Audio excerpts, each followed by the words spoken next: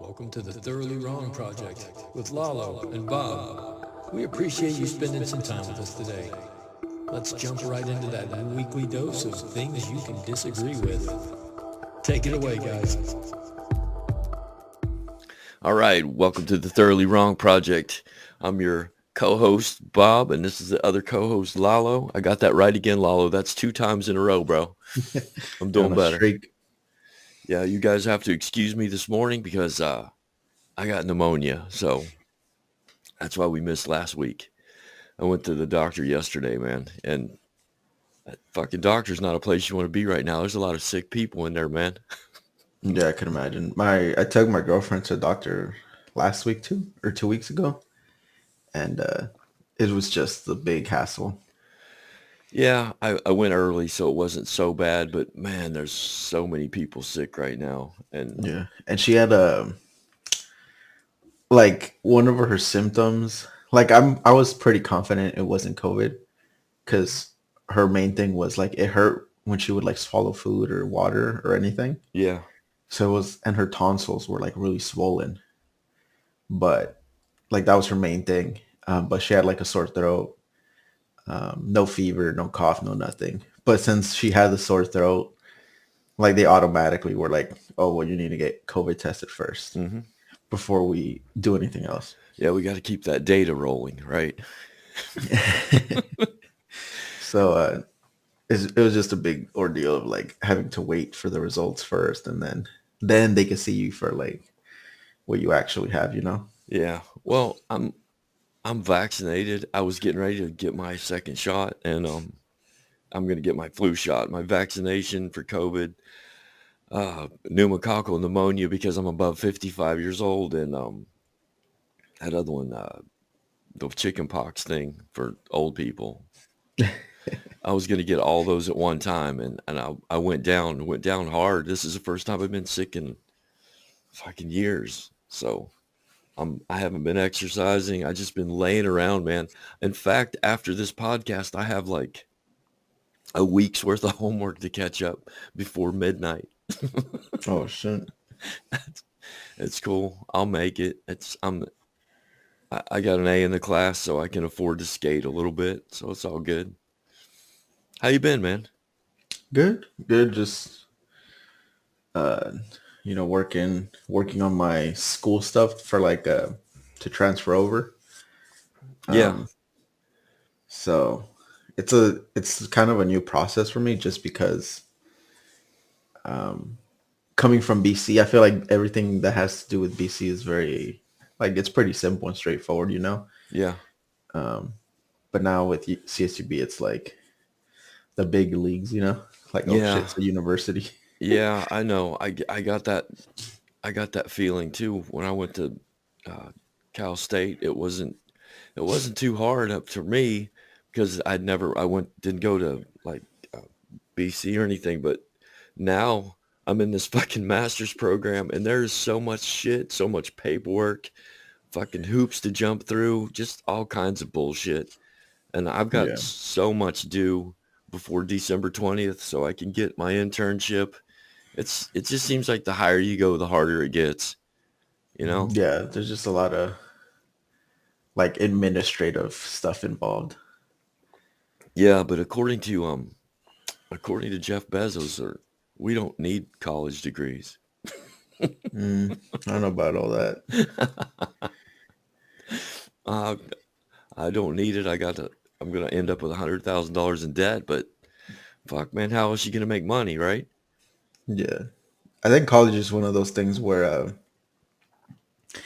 it's not like I would say it's not a necessity in order to like I don't know be successful depending on what you're trying to do. Right.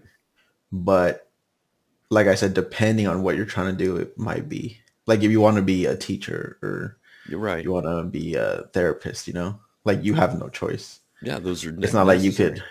experience yourself all the way up to therapist, you know? Well, apparently in the state of California, you can take the California bar, without going to school. Oh, really? Yeah, good Yeah. luck passing it though. Yeah. No shit. Right. No shit. Um, I got some great news, man. Ben Roethlisberger has COVID. Oh yeah, I seen that yesterday. Isn't that great? I mean, it Get to depends play. on Well, no, we get to see the Steelers without Roethlisberger. We get a little preview of the future here. Let's take a look today. that future should have been like last year. That dude is I agree. he's so he's like done. Like his arm is like a wet noodle. Yeah, exactly. And that's, you know, I Not to mention respect he's him. like a rapist. So Well, everybody, well, all I never liked Mexicans him are all that much. rapists. There you go. See, everybody's a rapist now, so we can't get away from it. Let's what's going on with Trump this week? I saw that he's doing the whole lawsuit thing to stop the papers from being released. I heard that one of the judges like sided with him, so it's like on hold right now. Okay. So if he can But hold out till he's president again, we can stop this whole thing, right? I mean, if you ask some people, he'll run for presidency again, and if you ask other people, he's just gonna be reinstated by JFK Jr. at some point this year. I heard that in Dallas, right? hmm That There was was people like actually like there at Dealey Plaza where JFK was hmm assassinated. Yeah, I saw that. Like supposedly JFK Jr. was supposed to like show up there and give some grand speech, I guess, of what's to come, but I must have missed the breaking news if it happened. So That is I cannot fathom how you would believe that. I cannot that's what I always imagine. tell people. Like how, like what goes on in your head that you like hear that and you're like, yes, that will happen. I agree.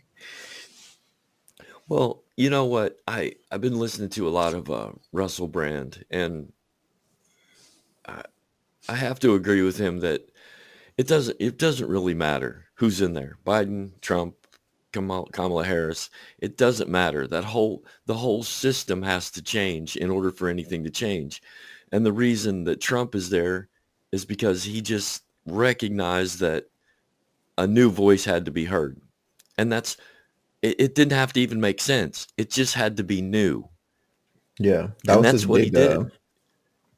Yeah, I think that was one of the main reasons why he got elected was because of people were just tired of like the status quo. Yeah. When it came to like both just your typical Democrat and your typical Republican. Yeah. So the problem isn't Trump. The problem is the system that created him or allowed him to step in there. And it doesn't matter if he gets back in. It doesn't matter. It doesn't matter. We need to change the entire way we look at politics. We need to change politicians. We need to change the system. And I don't mean some violent upheaval. I don't need that. I'm too fucking old for that, dude. I don't really, man. I don't want to fucking have to hide out and look for food and all the stupid shit that they did when the USSR fell. I don't need that. But we need some different way of looking at this. And I can't imagine what it is, and that's the problem. So everybody that comes along with a new crazy fucking idea is going to get listened to, and this whole situation of these people who believe in Trump and believe that JFK is coming back and believe that Trump's going to be reinstated, they're just looking for a radical change in the system, and whether or not it's going to happen, who knows, you know?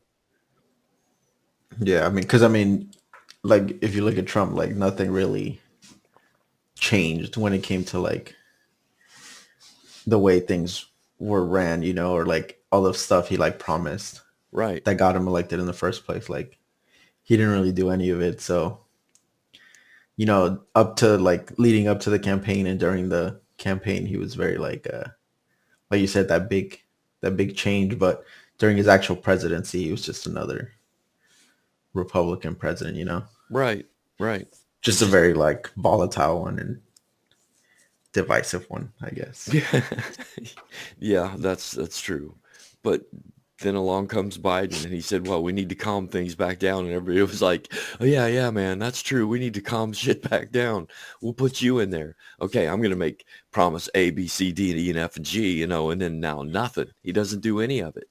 Yeah. I'm And I not. think a lot of that has to do with the fact that most people don't understand that the real change in our government comes from Congress. It's not really the presidency, you know? Right. They're very limited in what they can or can't do.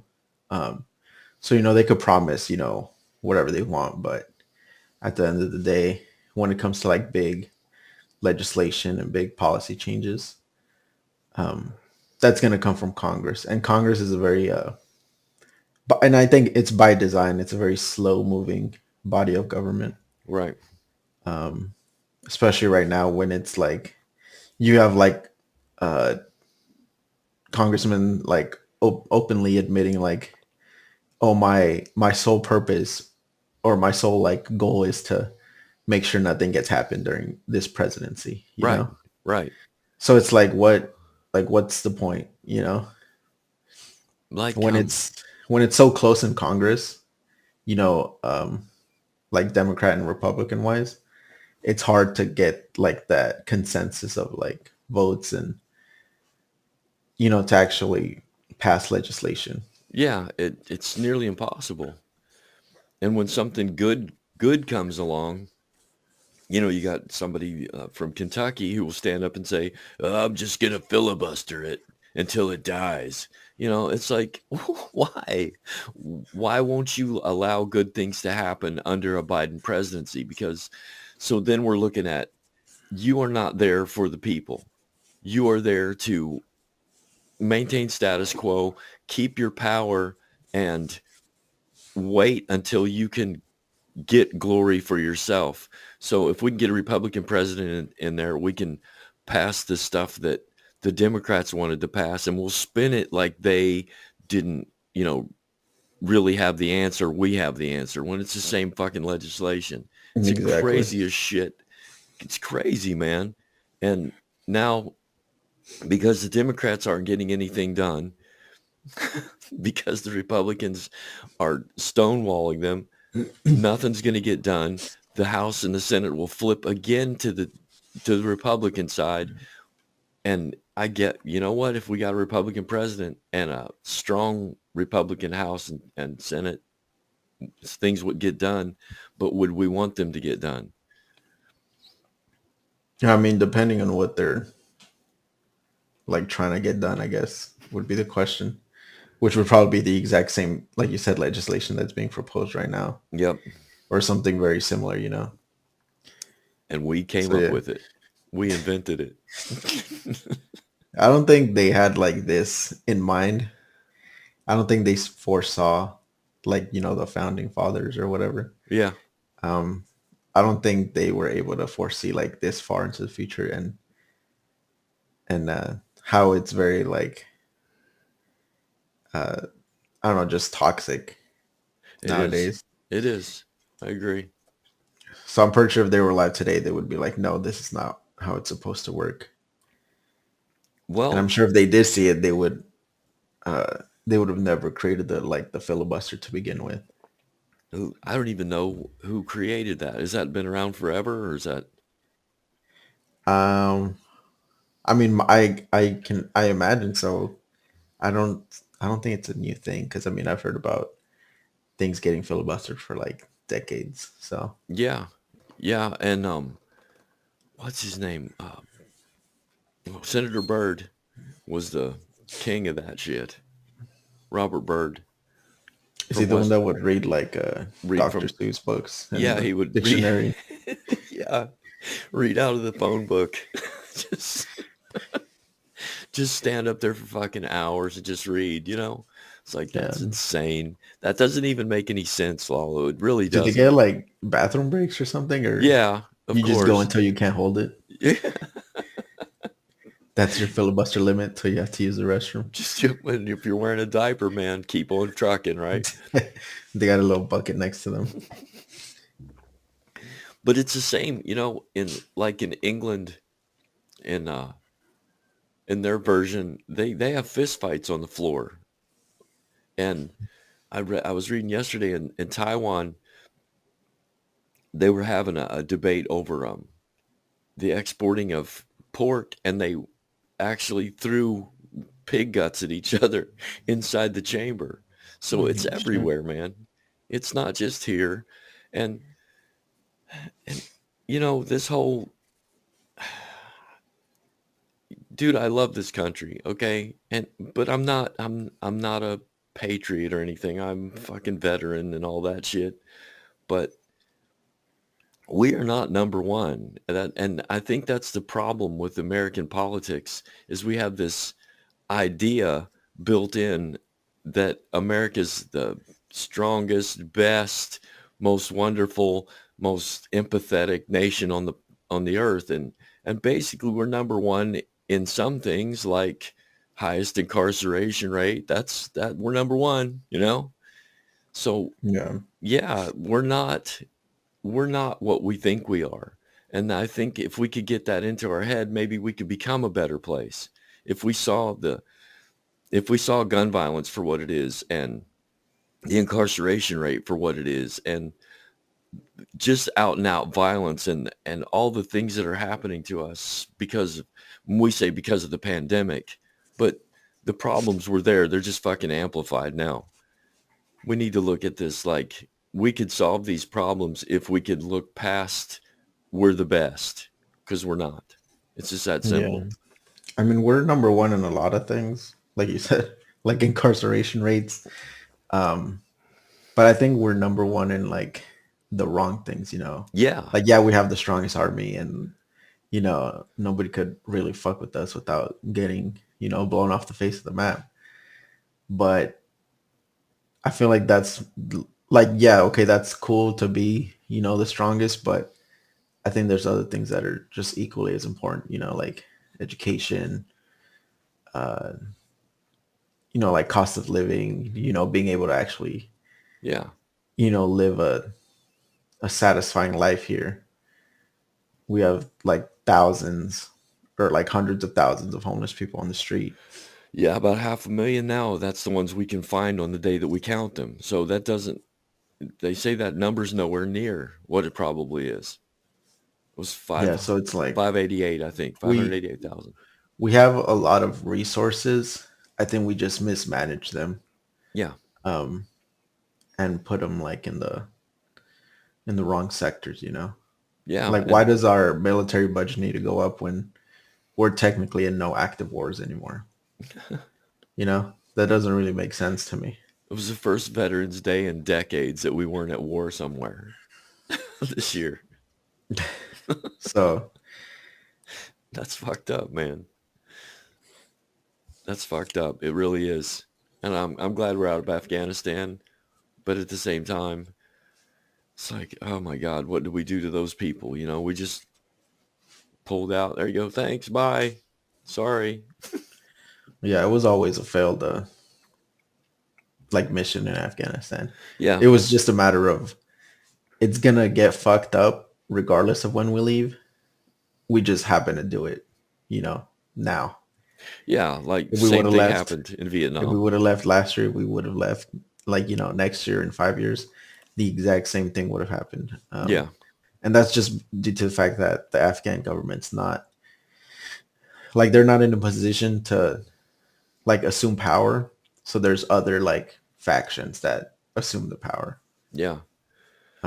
So, it happened with like the Taliban or like ISIS. So it's just one of those things that was, it was going to happen regardless. We Yeah. couldn't really do anything Same. about it. Well, like I said, same thing in Vietnam in 72 or 4, whatever it was.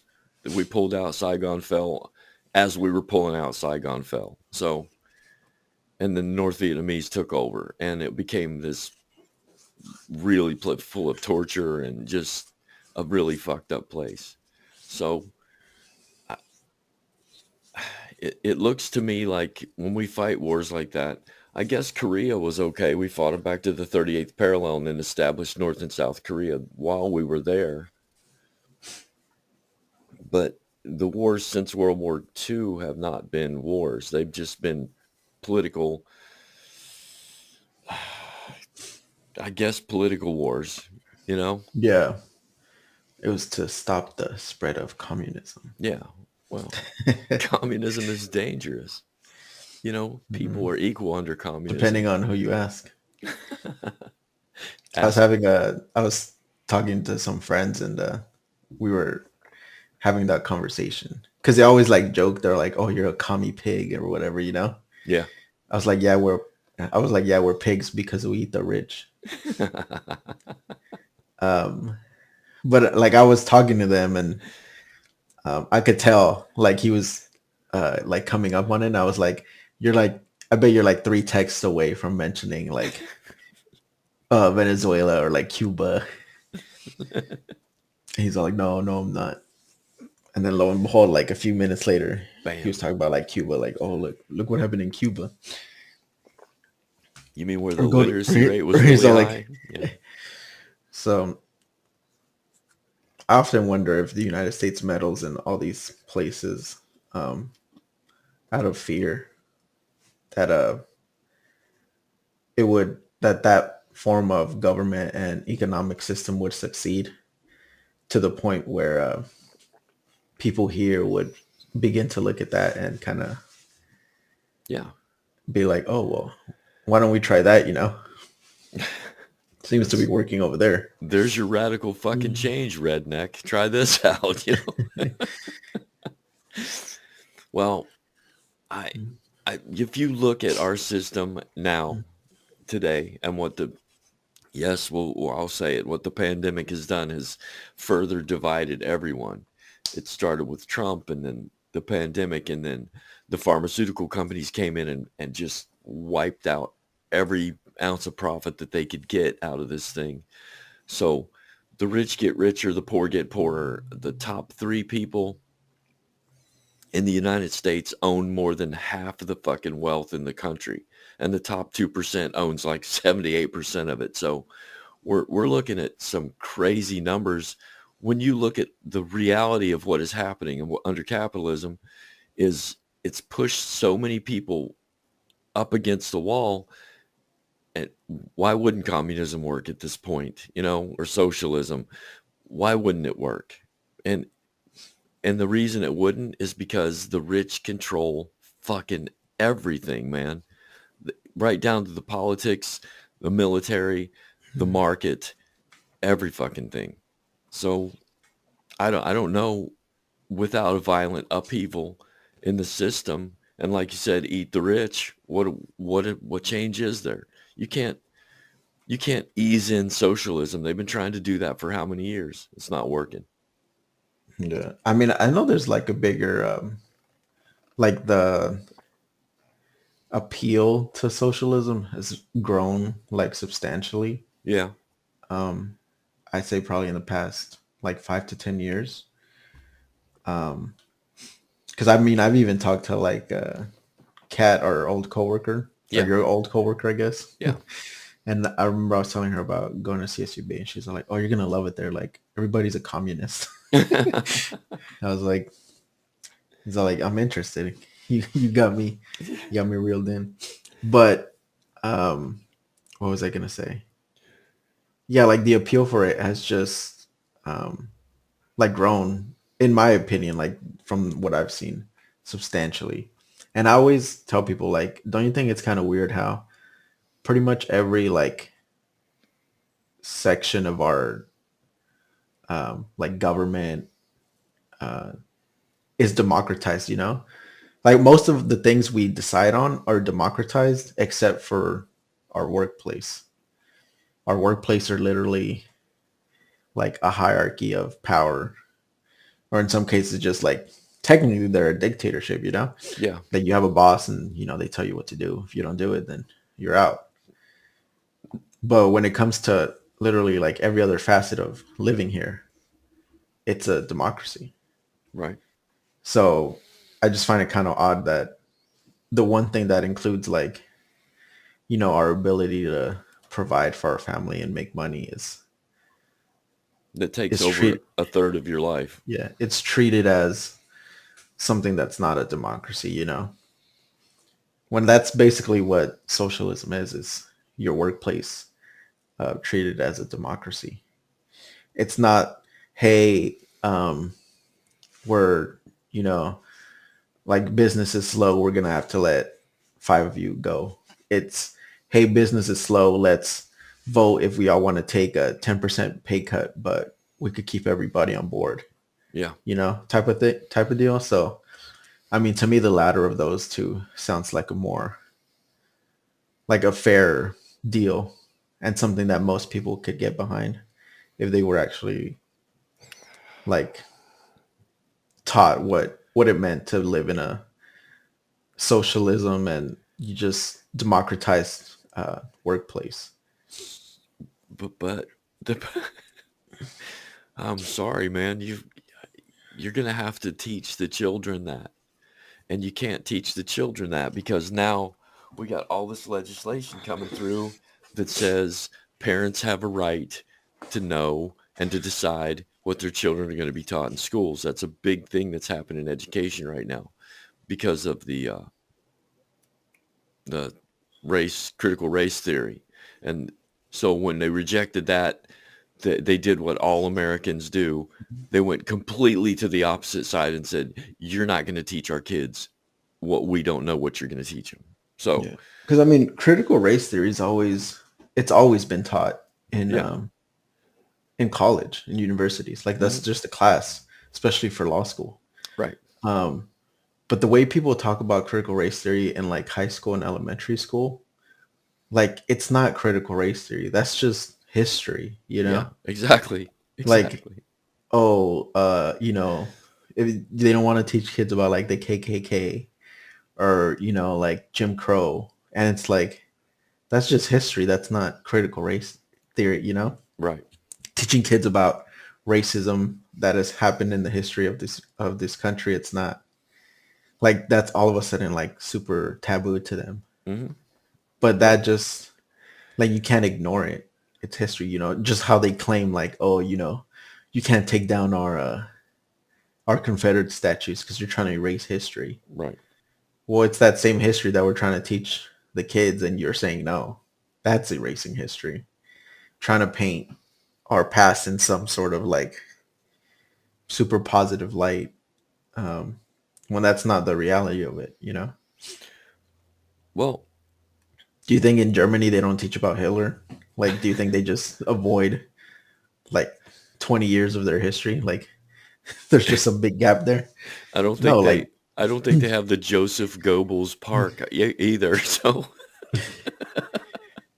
so it's like one of those things where you have to teach it. One, it's that like old like cliche line of, you know, if you don't learn your history, you're like bound to repeat it. right. So we have to like know how this country came about, and big parts of it aren't pretty. The White House was built by slaves, Right. and that's one of our like most famous monuments now. Hmm. But I think things like that are important to know, so we don't go down that road again. Well, don't you think that that's how you tell historical tipping points? And let me explain that. Like you've got for the longest time you've had white people in charge, white males in charge. And then as that starts to fall and as the population starts to shift towards a more diverse population and the white people are still in charge. If you look at Congress, look at the presidency, look at Congress, look at the House, look at the Senate, look at the judiciary, all of it is mainly white people. And it comes down to the smallest things where that kid who got that kid who they chased down and the 3 white guys shot him, that jury is 10 white people and 1 black guy. So you're still looking at all this white power in charge of everything. And as that starts to fall, there's going to be a pushback from the people who are in charge. It seems to me that's like, well, the only way we can stay in charge of this is toss out critical race theory and toss out history and make it look like that shit never happened. We never did that. So it may not be even on purpose. It may just be this psychological thing of where the powerful are beginning to lose power, and the majority is beginning to become a minority. So you have to push back as hard as you can. So maybe this is a tipping point where the pushback is the indicator of we're in trouble. Yeah, I can see that. Because, I mean, I think we're just, like, in almost every, like, department, we're just, like, on the decline. Yeah. If you, like, really look at it. My hope is that it's, like, a temporary thing. And just, like, as we get further and further away from this pandemic, um, things will just start to, like, I guess, balance back out to where we were before. Yeah. And But I do mean, we I've told want you, that? Lalo, do we want that? um, I I mean, I don't. guess it depends what you're talking about. Because I mean, remember, I've said it before. Like, I feel like this pandemic, like, hyper accelerated a lot of things for us. Yeah. Um, so, and a lot of those things are like really good things. I feel like lately, like in the past few months or in the last year, focus on like mental health has been huge. Hmm. Um, and it like boomed out of nowhere. The awareness and people like actually starting to care about their mental health. Um, it just boomed because when you're isolated for a year and a half, that like fucks with you, and most people don't know that or like didn't experience that until this pandemic, Right. and they began to tell themselves like like this is I don't want to feel like this. I don't like feeling like this. I'm gonna take care of this before anything else. The now see, I just thought of that. I just thought of this thing you said, that mental health is a big issue now.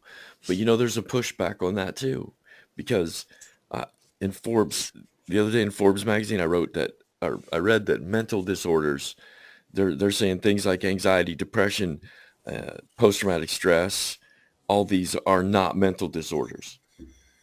There's a pushback now. So, maybe every time things start to change, there has to be that, hey, wait a fucking minute, before it flips over. Like the Civil War was a pushback against the slavery thing, and it had to flip over. And I don't think people can change without hearing somebody stand up and say, no, that isn't right.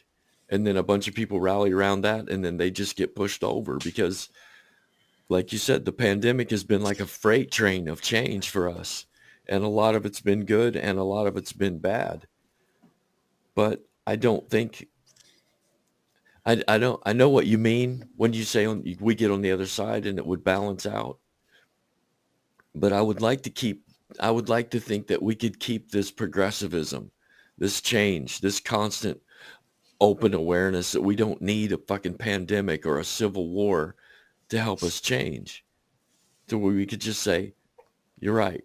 I've thought about it. I've thought it through, and we need to teach critical race theory, or we need to help people with their mental health with that, and we need to help the homeless, and we need to recognize our problem so we can solve it, instead of saying it's not a fucking problem for me, it's a fucking problem for the homeless man, so he needs to solve it.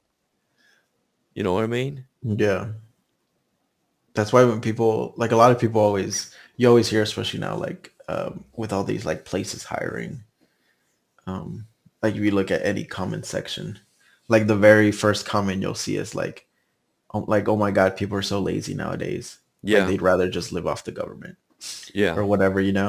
When one like that extra like unemployment assistance, it's like over with. So I mean, it's not like they're raking in the unemployment cash like they were before.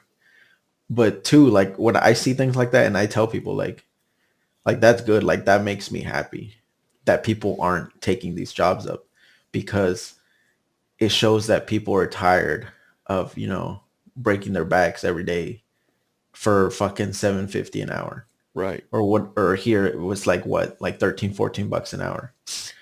um like people are just tired of it, man. and they know like I'm worth more than this, you know. And I've said it before, like regardless of what you do, I believe if you work, you know, 40 hours plus a week, like you should be able to support your basic like family of four, like Yeah, comfortably, you know. I agree. And I was actually talking to some of my friends about this a few days ago, and you know, um, they were kind of in that mindset of like, oh well, it's like a low skilled job, you know. And I was like, that doesn't matter. First of all, I mean, I'm pretty sure if I told you, hey, go work at McDonald's right now, you would know what the fuck to do. So there's like some skill involved, you know, there's training, you know, there's some amount of skill involved. Of But second of course. all, um, it's one of those things where they, I guess they're in that mindset of, well, I have a skill. I should be paid more, you know? Like I went to college. I have a technical degree, you know. I went to fucking welding school or whatever. Right. And I was like, yeah, you should be paid more. But when an in and out worker makes 18, 20, $24 an hour, that shouldn't upset you because, oh, they're making what I make and I have this degree.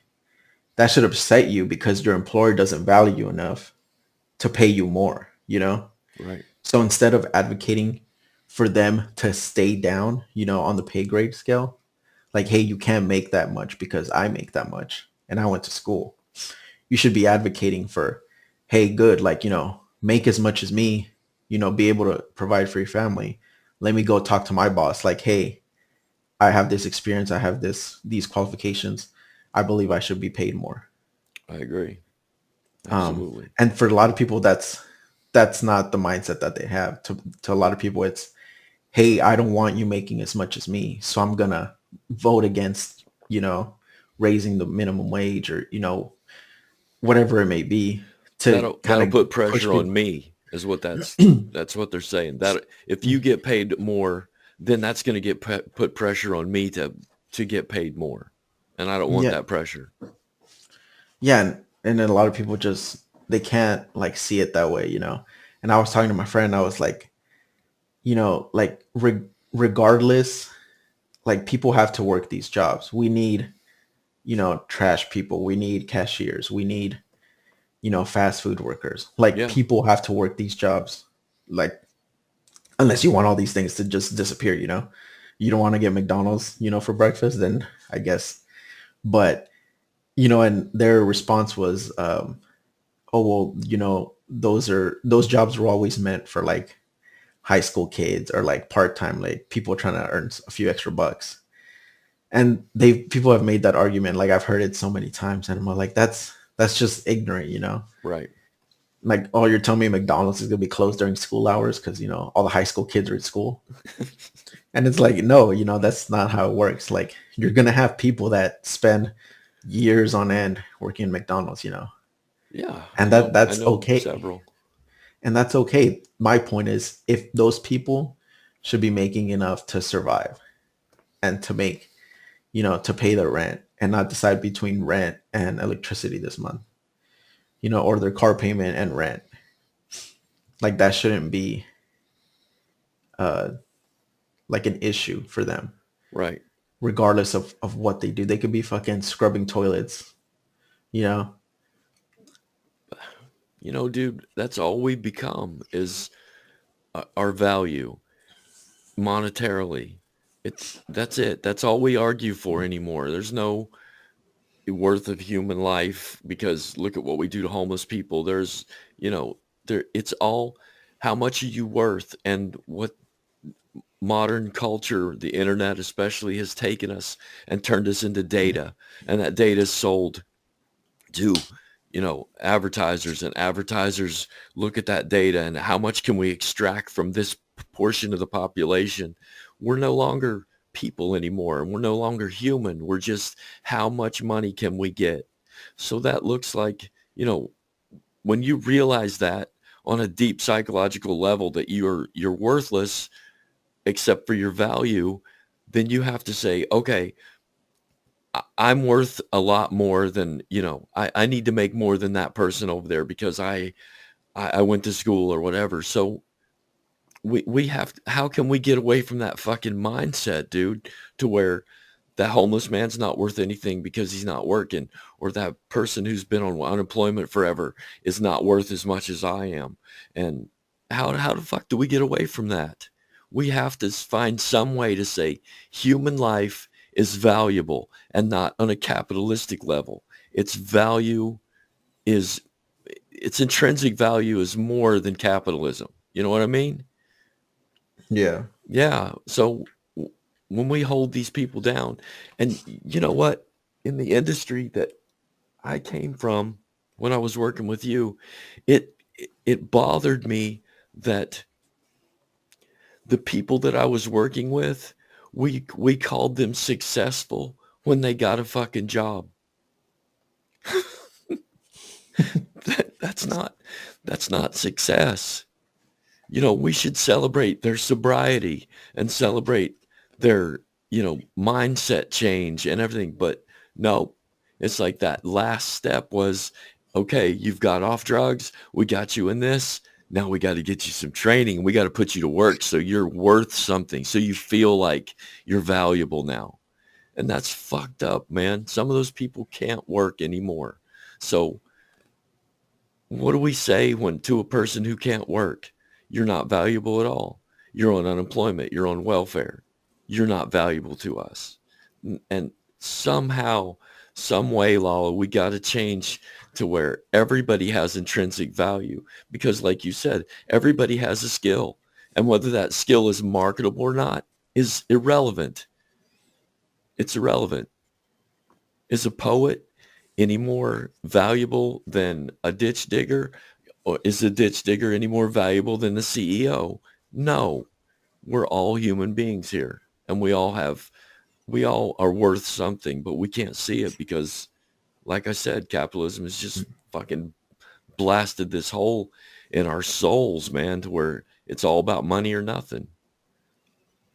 Yeah. And I mean, I recognize the fact that like we need like to work, you know. Yeah, of I mean, like course. in a utopian society, like, oh yeah, nobody works. We all just fucking have everything we want.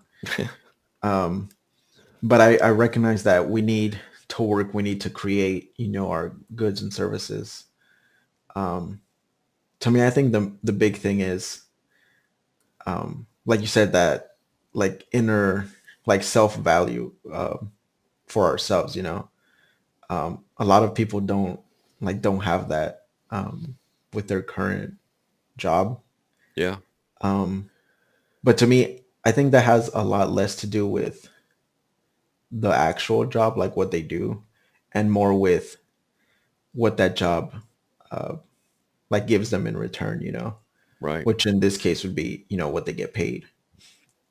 Because I Yeah. mean, if you're like a trash person or like a janitor and you made, you know, 50, 60K a year, I'll probably tell you right now, like most janitors would be like, yeah, I'm good. You know, like I could pay my house. I could, you know, support my kids, Yeah. you know, and I'm good. Like I'm comfortable. I like this job. Like, you know, I'm used to it, whatever it may be. Yeah. Most But people I don't think want the lifestyle that we have, this idea that everybody wants to live like a CEO, and that, you're right, that's not true, because there's a exactly. lot of humble people out there. That I'm one of them. I don't want to live I don't want my own fucking jet. I want to be able to fucking go to Disneyland. That's simple shit. Yeah, I don't need to fucking cruise the world. Exactly.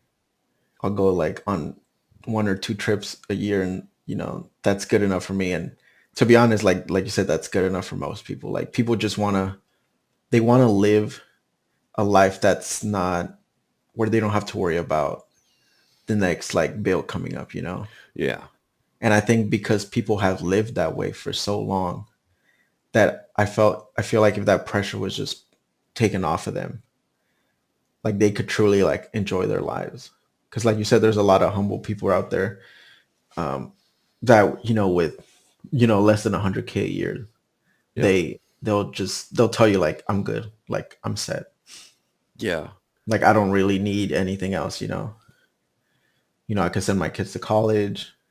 I could, put food on the table. I could pay rent, comfortably, or, buy a house.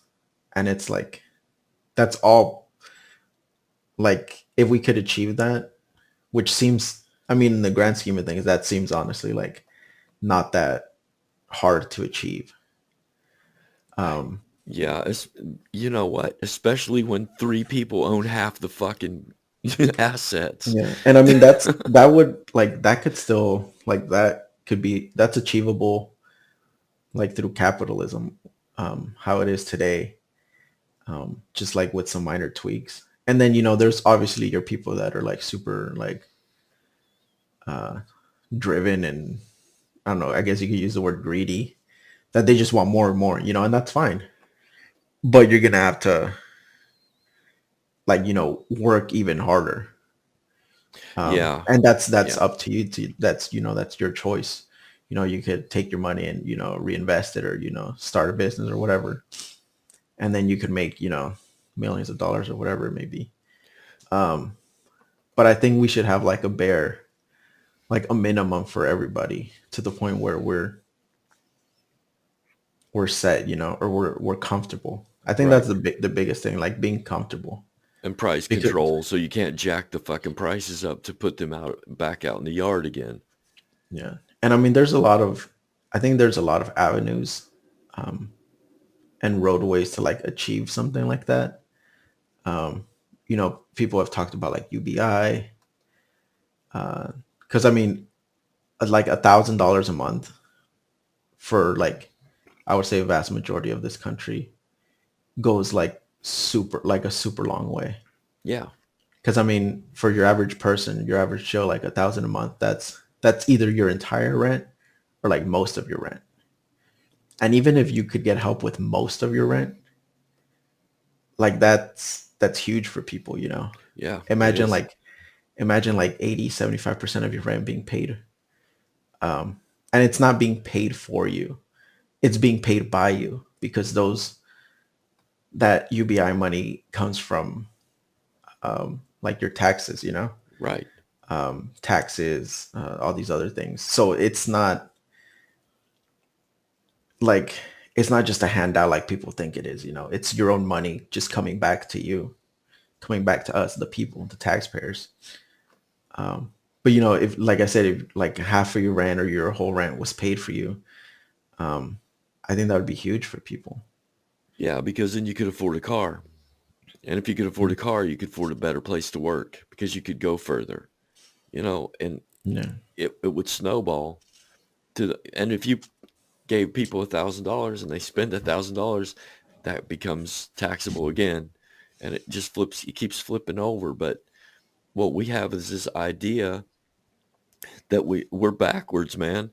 It seems like the harder you work, the deeper you go until you get lots and lots of money. Then you don't have to work at all. Your money makes money for you.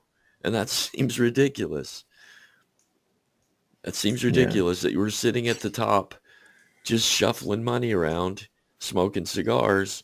And I know I realized Bezos and Bill Gates and Warren Buffett and I realize they work, and I realize they've worked hard, and it's not, they've put in long hours and long days, and they deserve to be successful. I'm not saying they don't deserve to be successful, but what no human being deserves is more money that they can spend in 100 lifetimes. That yeah. doesn't make sense. I don't think any amount of work anybody has ever done in existence is worth, you know, billions of dollars, of Right. hundreds of billions of dollars. It's Like, call me just crazy, but call me a romantic, but no, I don't think that works. maybe like the person that like discovered fire, but that's about it. Or like the wheel. You think the guy that invented a wheel needs to be a billionaire? All right. But yeah, like you said, it's very it seems almost like, I can't even think of the word, like a little morbid, like you said, to think that, the richest people, like, they're they just get richer like by literally doing nothing. Yeah, they wake You up. know, Elon Musk could tweet, Dogecoin to the moon, and the next day he wakes up and all his Dogecoin is like doubled in price. Right. So it's one of those things where it's kind of it's actually pretty sad that it's that easy for them to make millions of dollars overnight, but that those millions of dollars overnight that they made, that's more money than most people will ever see in their lifetime. And like you said, they'll never be able to spend it all, even by the time they die. Yeah, Jeff Bezos can spend $1 million every day for the rest of his life, and he would die with billions of dollars left in his bank account. exactly. And that's not fair. And that's why I was go back just a little bit, and I was saying, how can you feel like you're worth something when that's what you're looking at? How can you feel like you will ever be successful if that's what you're looking at? It's like when you open up the fucking internet and it says, oh, top 3 people own more than half the wealth. Top 2% owns over 80% of the wealth. And you're thinking, well, how the fuck can I break into that? So you get this mindset of like, I'll never make it. I'm not worth anything. And like you pointed out, if you could just say, all right, dude, what I'm going to do is I'm going to pay half your rent, and then you're going to be able to afford a car. And then every other weekend, you're going to be able to go to LA and have lunch with your kids or take them to the beach and, spend $150. And that's all it takes to make some people happy. Fuck, that's all it takes to make me happy. Give me $150 and a full gas tank. Fuck yeah. I'm going to go over to San Luis Obispo and drive on the beach and have a good day. But most people are just stuck where they work 8 to 10 hours a day in a job that they hate. Man. And the weekends are nothing but fighting over the money that you don't have. And your kids go to a shitty school and they wear shitty clothes and you have a shitty life. And that is not fucking fair. When Warren Buffett wakes up and goes, oh, Coca-Cola made me $11 billion in my life. Fuck you, Warren Buffett. Fuck you. Oh, I still live in the same house that I grew up in. Who gives a fuck? You don't hurt for anything, man. And that's a big, huge issue with me.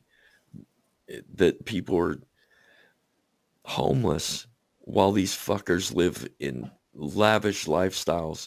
And like you said, they make money, they make millions of dollars just by going to bed and waking up. Yeah, and I think the big disconnect, or one of the issues that we have with that, is like a lot of people see that, and of course they like aspire to be like that, so they want to keep the system in place that was able to make that happen. Right. But in reality, they have like no shot of making that happen for themselves. Yeah, an infinitesimal shot at it. Yeah, you might as well go try to win the lottery at that point. Right. If you're not like fucking Elon Musk's son, you're not gonna. Right. That's not gonna be you. You're not gonna invent or create the next, Tesla or whatever. Yeah, exactly. So I think that a lot of people have that a little twisted where they're against, the whole like wealth distribution, because like part of them wants to be that. And they're like, well, I want to keep, like I said, the system in place that created that, because who knows, that may be me one day. I'm working hard. I'm working towards that. But it's like you can work all you want. You're not going to get there. And then secondarily, hold on, let me get a drink here. Jesus Christ, I sound like I've got a frog living in my throat. All right, I'm going to dedicate this next song to... Secondarily, they want to keep that system in place, and they do it in devious ways. They send out little blurbs of news. It's like billionaire or millionaire dies by suicide. And then they say, see, money doesn't make you happy. Well, the thing is, that's one millionaire out of a million millionaires who commit suicide. And no billionaires I know have ever committed suicide. But they plant this idea in your head that here's what happens to the lottery winners. But that's only like 5 of them. Somebody wins the fucking lottery every week, and they pay off their mortgage, and they pay off their parents' mortgage, and they help their friends, and they do all kinds of cool shit. And they don't go, oh, I'm going to commit suicide now. That's not what's happening. But they plant this idea in your head that money doesn't make you happy. And that's bullshit. That's bullshit. If you're unhappy and you win the lottery, if you have mental illness, you're still going to have mental illness. I'll give you that. But you know what, Lalo? You're going to be able to afford a fucking therapist. You're going to be able to get some help. It's not the money that's making these people kill themselves. It's the mental illness. So in order to keep the system in place, they just supplant that idea in your head. Hey, if you get money, you're not going to be happy. So that keeps that carrot and that stick away from us. I really want to be happy. I really want to get money, but I know it's not going to make me happy. So I need to find this happiness here. And you really do need to find a happy place in your life. But to be lied to constantly about here's the way you can make it, and there's no way you can make it. And even if you make it, you're not going to be happy. And they plant these ideas in your head that keep you in your place. And that is so sad that all you need is $1,000 a month. Isn't that fucking crazy? Yeah, because That's all you need, man. That's all you need. $1,000. And how many people are going to solve their problems with $1,000? A bunch. like millions. Yeah.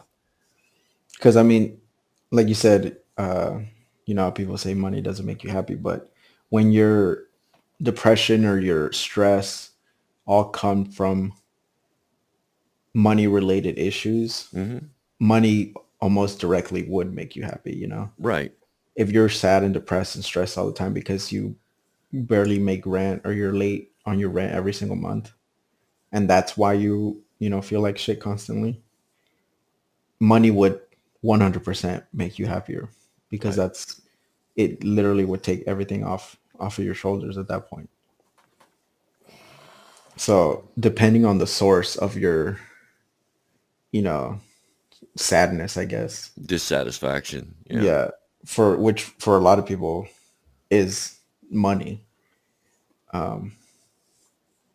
it would technically, yes, make you happy. And I mean, all these lottery winners, like, that's what happens when you're like poor, or like not poor, but like not super rich, and then you come into like millions of dollars. Very few people would know how to manage that, Right. or how to deal with that kind of like increased wealth like overnight. Right.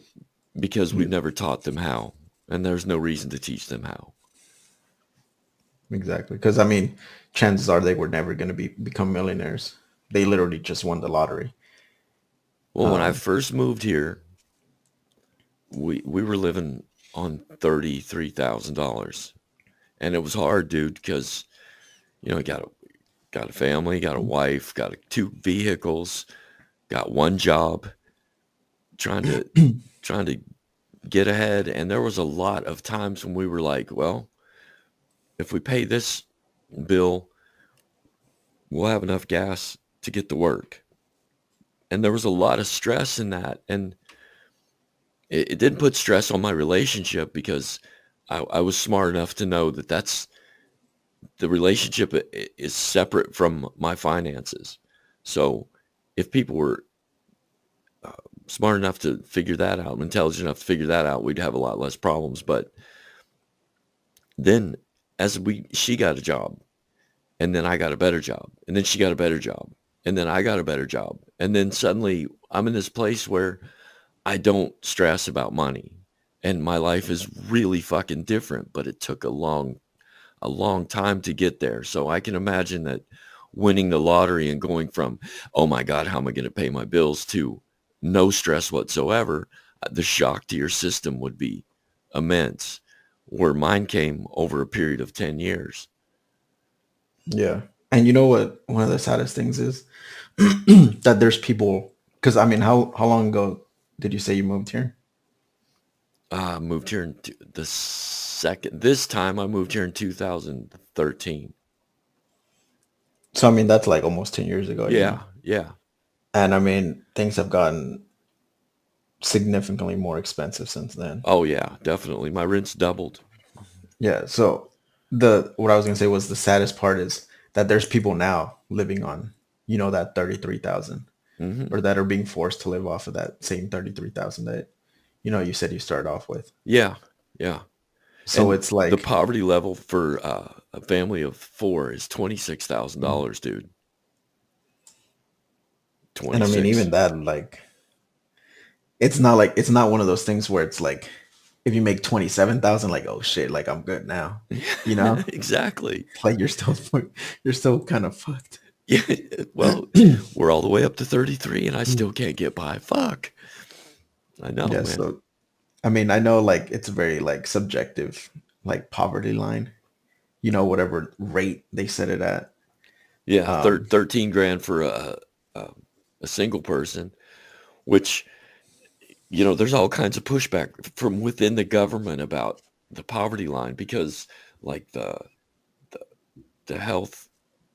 health people say you can't eat healthy on $13,000. You can't own a car and pay rent at the same time. You can't have the internet. You can't even have the internet because what's it costs me $100 and it costs people at least $50, $60 to have it. So you're looking at that $600 after taxes. You're making 10,000. You're taking away another 500 for this, and you start looking at it, and you're like, "Fuck! How the fuck do you even consider $13,000 to be even a poverty line? That doesn't even work." that's like that's just survival at that point. Yeah, yeah,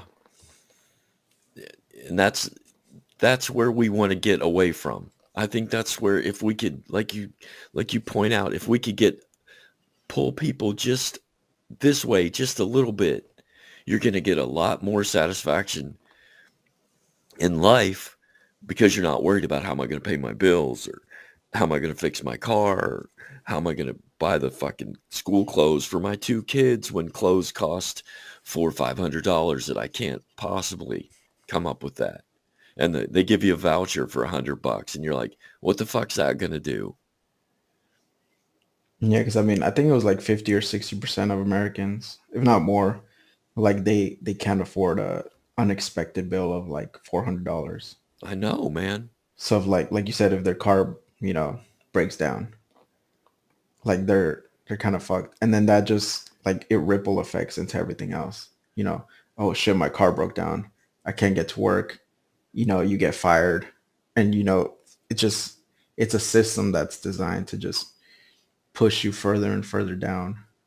To bury you. Um, And then what happens when you get buried?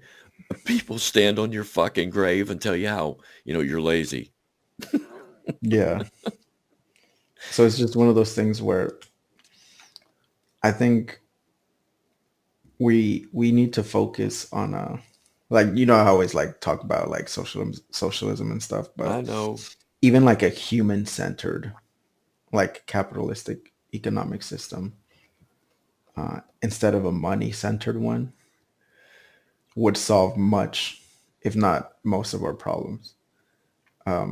For your average person, where hey, you just had a baby, take a few weeks off with your newborn baby, like it's fine, paid. Did, yeah, did they put that in um, that $1.5 trillion bill, or did that get pulled out? Um, I think it probably got pulled out. I know. But it's like I always find it ironic. Like they were like everybody was shitting on. Um, I always forget his last name, Pete Buttigieg, or how do you say his last Buttigieg. name? Buttigieg. Buttigieg. Like I was watching Fox. It was like this little like round table show, and they were just trying to like clown on him. They were saying things like, oh, it looks like he looks exactly the same as before. Like he really got all that baby weight off of him. Just like trying to joke about him taking all that time off. Yeah. And then that same, like those same people, like a week later, will turn around and say and talk about like family values and how important it is to have like a good family structure. Right. And like they don't see. Well, I mean, I'm sure they do see, but a lot of their viewers like can't recognize like the irony or like the hypocrisy in that you value, you know, family values and core family values so much, and then turn around and try to shame a dad for trying to spend time with his child, with his newborn child. Well, I think that's true, but I think that was amplified because he's homosexual. Yeah, that too. Yeah, that's sad as fuck that we're still doing that in 2021. But whatever. I mean, what the fuck can we do about it, dude? The system is so, and I hate that fucking word because that's, you know, a, a angry poor person says the system is holding me down. The system's holding me down. And if you can just circumvent your own mind, you know what I mean?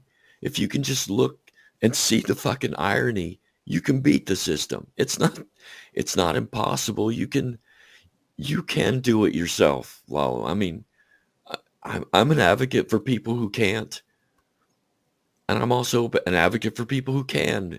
And we give this this $1,000 or whatever it is. But the thing is, if you could stop watching Fox News and stop watching CNN and stop yelling into the fucking echo chamber so you hear back exactly what you put into it. And you could see the irony of Fox News who says, fucking Pete Buttigieg stayed home.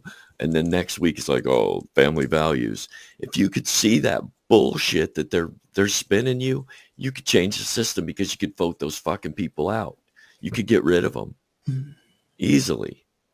But we are so fooled and such, mules in the fucking field with the carrot on the stick, and we're like, someday we'll get there, someday we'll get there, and we don't realize we're being whipped from behind and goaded into this and fooled into this, and our minds are so preoccupied with our problems that we can't see we could solve our problems.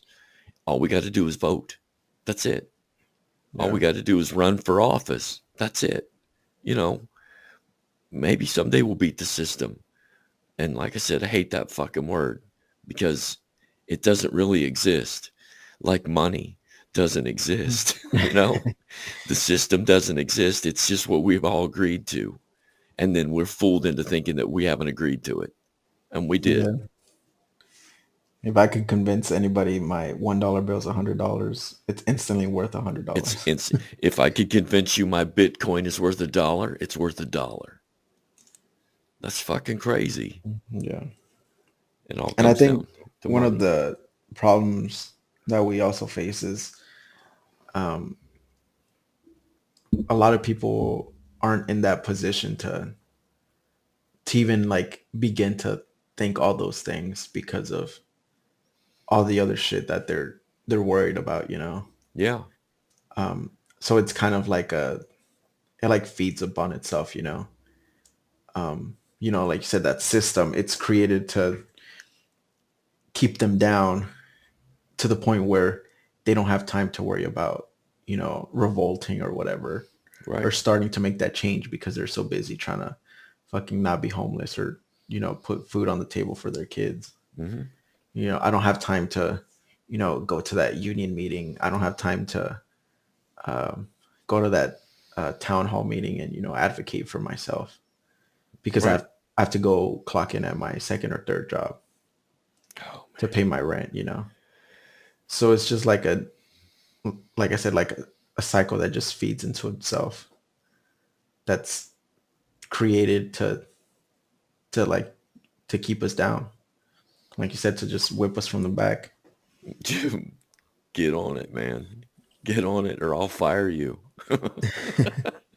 I can't afford to lose my job right now. I know. But listen, man, there's hope because there's voices out there they're saying there's hope. And we got to convince people that the ideas that you have made your fucking personality from, a Trumper or a Republican or a Democrat, and these ideas that I have make me what I am, and I am my ideas. If you could wrench that away from them and say, okay, your ideas are wrong, okay, and that doesn't make you a bad person. That doesn't mean that because you believe that for so many years that suddenly you're not you anymore. What you need to do is you need to look at the truth. The truth of the situation is you are fooled into this, and you can get out of it, and we can get out of it. And it's not going to be tomorrow, millennial. I'm sorry. It doesn't happen that fast. It's going to be over a period, like I said, 2013 to 2021, huge change in my life. Lots of time, lots of hard work, lots of job changes. You can do it over a period of time. And we need to stand up, dust ourselves off and go, okay, Trump was wrong. Biden's wrong. This whole system is fucking wrong. Where's the Bernie Sanders? Where's the younger idealists? Where's the people that won't get in the system if I put them in there and suddenly fall victim to lobbyists and money? Where are those people? We need to find them. They need to stand up. We need to vote them in and change this whole fucking thing over, what would you say, 10, 15 years? 4 presidencies? Yeah, I mean, depending on what strides we take, I think change could be either like sped up or slowed down depending on which way we go. But Right. I mean, we're becoming a more progressive country, like overall, as time goes on. So, I mean, I think definitely like within my lifetime, I would be able to see like significant changes to the way our, like, I guess our economic system, like what it does for us, Yeah. And that's the main thing. We have to change it to where we don't work for the system. The system works for us. And we could just make that one change. I think we'd be in a pretty good place. Well, what about if we strapped into the meta? Would that help us? Maybe. That we get to project ourselves as however we want to project ourselves. And believe me, I am tall and handsome. I'm telling you. Well, man, hold on. I need to... Shit, man. That's better. I talked a frog up in my throat. I need to go do some homework, brother. I'm gonna probably watch football in a bit. Well, that's what I'm gonna do too. Pull through. My 6 hours of homework is 10 hours of homework because football. Okay, and that's okay. That's okay. As long as it gets done. As long as it gets done. Deadline. That's right. As long as I jump through all the fucking hoops I need to jump through, they're going to hand me a piece of paper. And what's going to happen is I'm going to teach people how to jump through the fucking hoops, and they're going to give me some money so I can pay off the debt from learning how to jump through the fucking hoops. Sounds like a pretty good deal. Yeah. And then I'm going to die. That's all right, man. Hey, I appreciate you, dude. Appreciate you too. Yeah. Next week, I want to look into 2 things next week. I want to look into this meta thing. So do your homework. And I want to look into some gun issues, because I have this idea that I saw I'll give you a little preview. I saw this data that over half of policemen are shot in domestic violence situations. Over 80% of mass shooters are domestic violence offenders. 40% of our children that are being shot are in homes with domestic violence. You see where I'm going with this? Why do domestic violence people have guns? They shouldn't. So Do your homework. Yeah. Meta Cool. and domestic violence. I'll write it down right now. All right, brother. So listen, everybody, stand up, dust yourselves off, start looking at the system that you hate so much and realize that you are the system that you hate so much, and change yourselves, change your minds. And